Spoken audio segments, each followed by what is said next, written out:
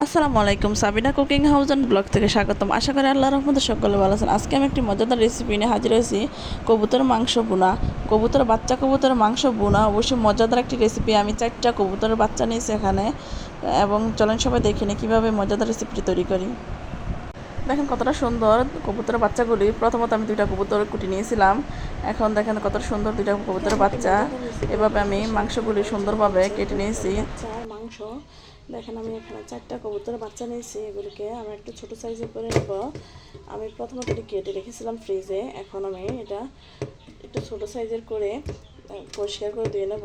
চলুন সবাই দেখে নিই কীভাবে কবুতরের মজাদার রেসিপিটি তৈরি করা যায়। আমার কড়াই গরম হয়ে চলে আসছে। এখন আমি তেল দিয়ে দেবো, সয়াবিন তেল। বিসমিল্লাহির রহমানির রহিম। তেল গরম হয়ে চলে আসছে, দিয়ে দেবো পেঁয়াজ কুচি। এবার আমি পেঁয়াজটাকে লাল করে ভেজে নেবো। যেহেতু কবুতর বাচ্চা বোনা অবশ্যই মজাদার একটা রেসিপি, আর কবুতরের বাচ্চা কোনো খেতে খুবই সুস্বাদু এবং পুষ্টিকর মানসম্মত খাবার তৈরি হবে আজকে। আমি সবাই দেখে নেই।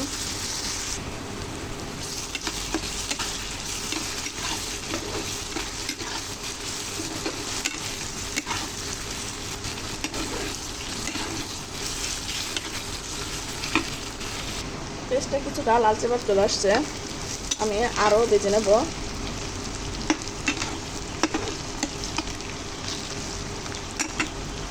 এটা অনেকটা লাল হয়ে চলে আসছে, আমি 2টা তেজপাতা দিয়ে দিলাম।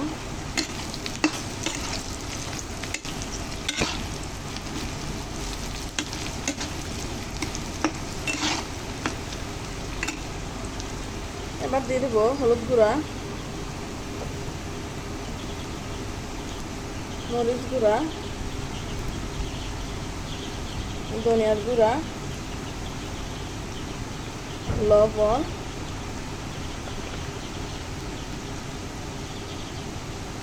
আদা রসুন, এলাচ, দারচিনি, লং,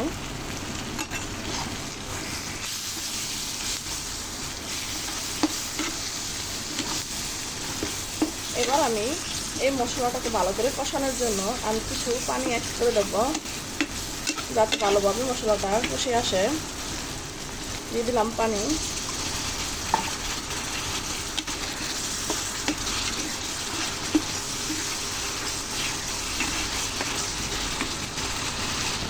কষানোর মধ্যে দিয়ে দিচ্ছি জিরার গুঁড়া।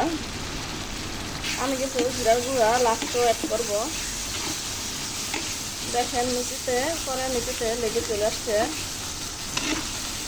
এবার আমার কাজ হচ্ছে কবুতরের মাংসটা আমি দিয়ে দেবো, কবুতরের বাচ্চার মাংস। দেখেন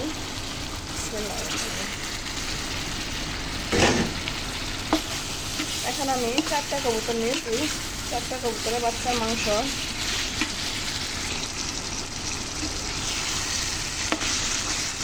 এবার আমি 10 মিনিট ভালো করে কষিয়ে নেব। এবার আমি দিয়ে দেবো কাঁচামরিচ।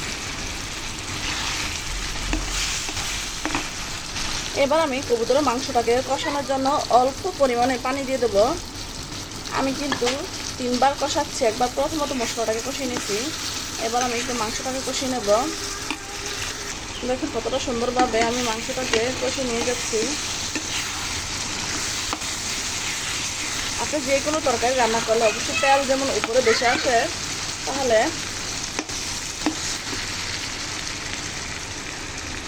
দিয়ে দিচ্ছি টেস্টি সল্ট। এবার আমি ঝোল দিয়ে দেবো। দিয়ে দিলাম ঝোল বেশি পরিমাণে দেওয়া লাগবে না, কারণ প্রথমত আমি অল্প পরিমাণে পানি দিয়ে আমি এটা মাংসটাকে সিদ্ধ করে নিয়েছিলাম। আর একটু দিয়ে দেব। আমি কিন্তু কবুতরের মাংসটা বেশি ছোট করি নেই, কারণ আমার মনে হয় যে কবুতরের মাংস বেশি ছোট করলে খুঁজি পাওয়া যায় না। এটা হচ্ছে একটা কবুতরের বাচ্চার রান। এভাবে আমি আরও 20 মিনিট জাল করে নেব। আলহামদুলিল্লাহ 20 মিনিট জাল করার পরে আমার কবুতর মাংস ভুনাটা দেখেন কতটা সুন্দর ও লোভনীয় হয়েছে। অবশ্যই আপনারা বাসায় এভাবে রান্না করার জন্য চেষ্টা করবেন, অবশ্যই খেতে খুব সুস্বাদু এবং মজাদার হবে। আর আমার ভিডিওগুলো যদি ভালো লেগে থাকে অবশ্যই আমার চ্যানেলটাকে সাবস্ক্রাইব করবেন, সকলে আমার পাশে থাকবেন, সকলের জন্য দোয়া রইল। ফ্যামিলি, আল্লাহ হাফেজ।